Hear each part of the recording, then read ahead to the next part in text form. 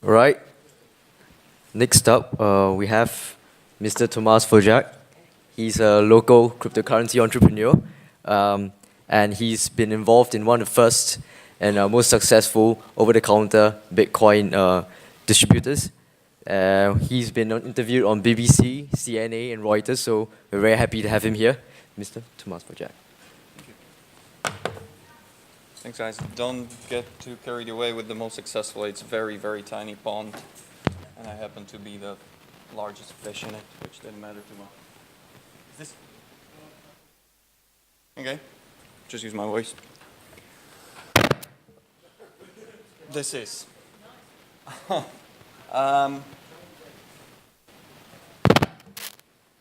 I think it's this one reacting.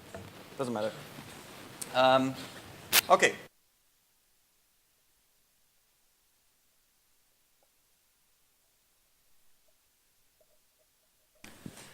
And the main reason for it is that everybody and their dog talks about it these days. Legacy Corporation are building their private blockchains. Singapore Airlines just launched their loyalty program on private blockchain. And they either get it wrong or they get it backwards, at least vast majority of them. So what blockchain is? It's distributed ledger technology. What you might have heard and why they are embarking upon this is that it removes trust from keeping the ledger. You're no longer supposed to trust a central authority to maintain the ledger, to maintain the order of the transaction. So it's supposed to be immutable in this and trustless. But what is missed often is how this trustlessness, this immutability is achieved. And that is through the distribution. It is through a consensus algorithm, a digital algorithm, which replaces that central authority with the consensus of everybody agreeing that certain thing happened. Now this means, because the algorithm is digital, that it's very difficult to integrate blockchain or to build a blockchain solution to anything relating to the physical world, unless this is a very public information upon which a consensus can be built. So if you've heard about IBM partnering with Walmart and using blockchain for supply chain because it's traceable and because they can look back at the piece of mango, how it went through the world, this blockchain is completely irrelevant to this because when two parties exchange that piece of mango, there's no digital consensus to be made around that transactions because it was only two people taking part in that transactions. The distribution, the thousands of miners around the world haven't seen that transaction. And I'm talking about this because I want to make sure if you guys ever get a chance to be engaged in any blockchain project, that you avoid these kinds of projects like Cancer or National Day Parade or something like that, because those are malinvestments. It's just good money after bad. And by understanding where this doesn't apply, it will help you to understand where it actually does and why is it so revolutionary. The trustlessness is important because the trustlessness and the distribution, the lack of necessity to trust a single party, creates a possibility to run applications which are censorship resistant, which can't be shut down, which can't be attacked by the government. And therefore, Bitcoin or creation of medium of exchange was the first and the most logical application of it. In fact, why I'm saying that most of them get it backwards is because blockchain didn't enable cryptocurrencies in a way.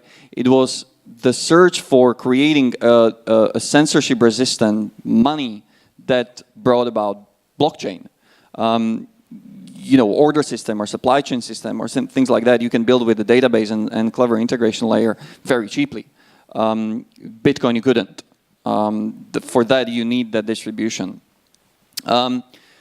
So I keep mentioning that distribution and why it is so important. So the medium of exchange was the first logical application, but that cryptocurrency, for example, Bitcoin, in its first application, and now many others, it doesn't serve or it isn't only a product of that blockchain, but it's also an incentive mechanism. It's a settlement mechanism.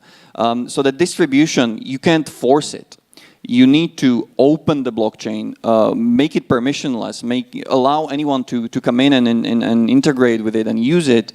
And you need to incentivize that in order to make sure that the distribution happens, that the consensus algorithm is as wide as possible, and so that you can trust that algorithm instead of trusting one party. And you use the cryptocurrency for the incentivization. You use that in terms of fee, you use that in terms of the block reward. And the beauty of that consensus algorithm is that it not only secures the past transactions, but it secures also the rules upon which you agree to enter the system. And that was the case, or is the case, with Bitcoin and with other cryptocurrencies and their inflation. So you know when you enter the system, when you become part of this, when you buy Bitcoin, you buy Litecoin, Bitcoin Cash, whatever, you know that the rules have been agreed upon and that they are maintained by this distributed algorithm, and you know that how many Bitcoins there will be, how the inflation works. It's written in the algorithm. And there's no way to manipulate it. The way that central banks manipulate monetary base and money supply. Now, this principle, a part of money, allows a lot of other concepts. But the important thing to keep in mind is that all of these concepts are possible only in applications which are purely in the digital realm. So the speaker before me mentioned prediction markets, which is one application that I'm most excited, or one of the applications I'm most excited about. Prediction markets are purely information exchange. It's an exchange of people about events that happened in the real world, but it's still only about data, about information. So blockchain and cryptocurrencies now allow prediction markets, which have been outlawed and regulated out of existence pretty much around the whole world for reasons which I can speculate about. And they can allow to run these markets without the ability of the government to attack and to shut them down. And the cryptocurrency attached to these markets can serve as an exchange, as a medium of exchange for those prediction markets, a currency for you to enter the market and to bet on events and then to get your reward in. Gaming, any of you gamers here? It's also one of my favorite future applications of crypto and blockchain that I'm excited about, because all of a sudden games are virtual. We're talking obviously about the computer virtual online games. And all of a sudden in these games, what you can have, instead of having to trust Blizzard or Valve or one of these gaming companies, how many tokens of a certain currency that you use in the game there will be, or how many gold your orcs will be able to mine, then all of a sudden you can expect a game to show or to be launched soon, where you will know all of that. You will know when you enter the game how much gold that is used within the gaming, within the game itself, there is within that game, and how difficult it will be to get out and to mine, and therefore you can trust it as a medium of exchange. That creates completely different dynamics in the economies of these games, with implications I'm pretty excited about, and abilities to watch how these economies will work.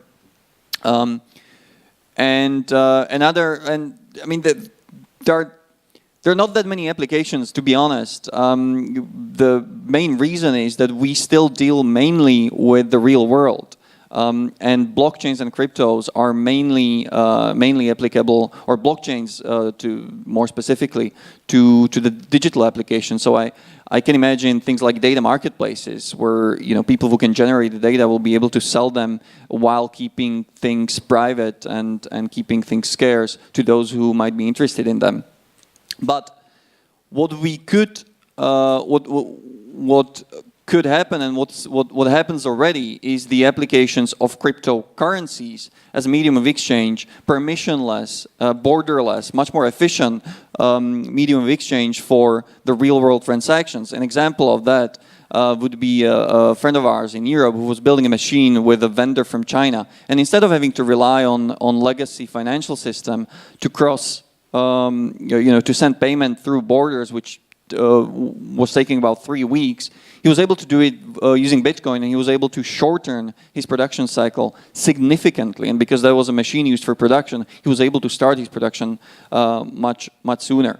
And then obviously we get into much more controversial topics, which emphasize or which use that ability of blockchains and especially cryptocurrency to resist censorship by the governments, drug marketplaces, for example, which have been outlawed by the governments for reasons which are dubious and which create only much more unintended consequences and wrongs. And all of a sudden you have these markets where people can exchange substances with much better market feedback, and which are much safer to use, and which are much cheaper, and without all the risks that they get engaged with if they need to buy or if they want to buy on the street.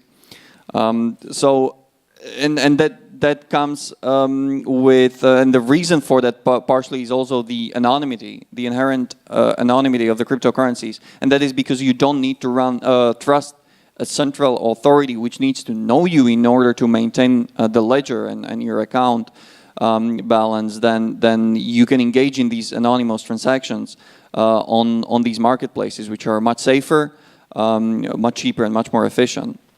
So I think the current hype needs to pass, and we need to get down to the much narrow applications of the cryptos, and the legacy, the mom and pop, and all these physical businesses will engage more in using cryptocurrency as a simple medium of exchange, which itself creates a huge value with cross-border transactions and fees and stuff. But we will see more and more ability to build trustless, censorship-resistant applications in the digital realm with the help of blockchain, where the cryptocurrencies serve as a inseparable, necessary medium of exchange.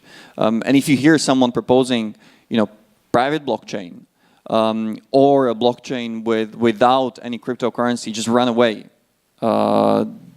Those applications are not real, they're malinvestments, and try to focus on what really matters, and that's the cryptocurrency, the exchange aspect of it, the scarcity, and the permissionless nature of the distributed applications running on cryptocurrencies. I'm looking forward to the discussion about this afterward. Thanks.